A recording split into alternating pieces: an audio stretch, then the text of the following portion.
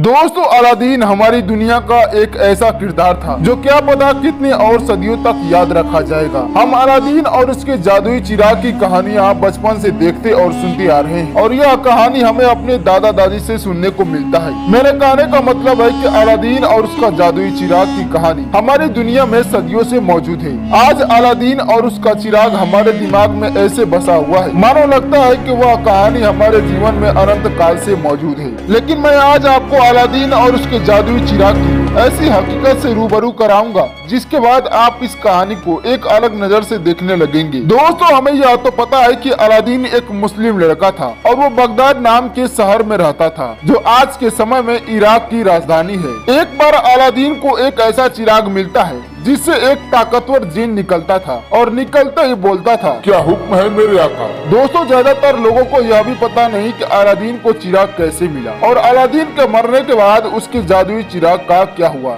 और मरते समय अलादीन ने अपने जादुई चिराग को वह कौन सा हुक्म दिया था जिसके बाद वह जादुई चिराग हमेशा हमेशा के लिए किसी अनजान जगह पर दफन हो गया जिसे आज तक किसी को भी उसका सबूत तक नहीं मिला है। तो आखिर कहाँ दफन है अलादीन का जादुई चिराग? तो जानने के लिए वीडियो में अंत तक हमारे साथ बने रहिएगा। दोस्तों, अलादीन और उसका जादुई चिराग की कहानी आज से लगभग 300 साल पहले सामने आई थी। किसी का मानना है कि इसे सिर्फ एक कहानी के तौर पर 300 साल पहले लिखी गई थी, लेकिन कुछ ऐसे जिज्ञासु लोग भी हैं जो यह मानते हैं कि यह कोई कहानी नहीं बल्कि एक हकीकत थी और लोग इसे याद रख सके इसलिए इसे लिखा गया था। जैसे कि हमारे गीता, महाभारत, रामायण आदि जो भी हो, आप इन्हें किस तरह से याद रखते हैं, एक कहानी के तौर पर या एक हकीकत समझकर मुझे कमेंट करके जरूर बताइएगा, क्योंकि ये आज भी एक मिस्ट्री बनी हुई है कि चिराग का क्या हुआ, उसे कहाँ छुपाया गया था और अलादीन ने अपने जिन को वह कौन सा आखिरी हुक्म दिया था। दोस्तों, जैसा कि मैंने बताया कि अलादीन बगदाद का रहने वाला था, लेकिन उसके पिता चाइना से भागकर आए थे। जब एक बार उसे एक जादूगर ने उसे एक चिराग लाने के लिए कहा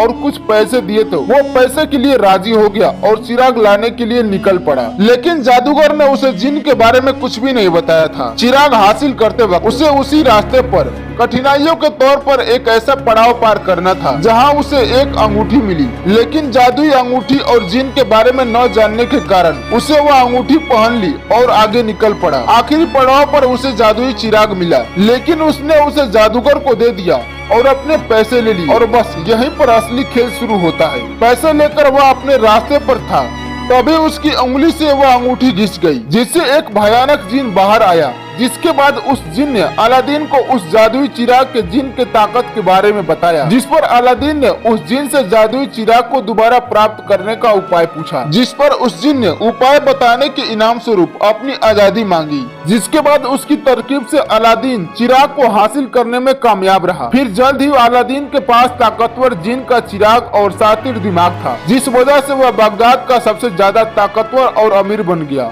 और वहाँ की शहजादी से शादी कर गद्दी पर बैठ गया। दोस्तों, जब आखिरी वक्त में मौत आई तो अलादीन ने बहुत ही समझदारी से एक ऐसा हुक्म दिया कि मौत भी उसकी प्रशंसा करने लगी, क्योंकि अलादीन ने हुक्म ही कुछ ऐसा दिया था। अलादीन आखिरी वक्त में चिराग को अपने हाथ में लिया और उसमें से जिन बाहर आया और बोला, क्या हुक्म है मेरे आका? तब अलादीन बोला, ए मेरे जिन, जा ऐसी जगह दफन हो जा जहाँ तेरी दीदार किसी को भी जो तुझे चाहता हो पाना उसे अपनी मौत के बाद ही प्राप्त हो सके, ताकि तेरी जैसी ताकत से कोई ना कर सके बुराई।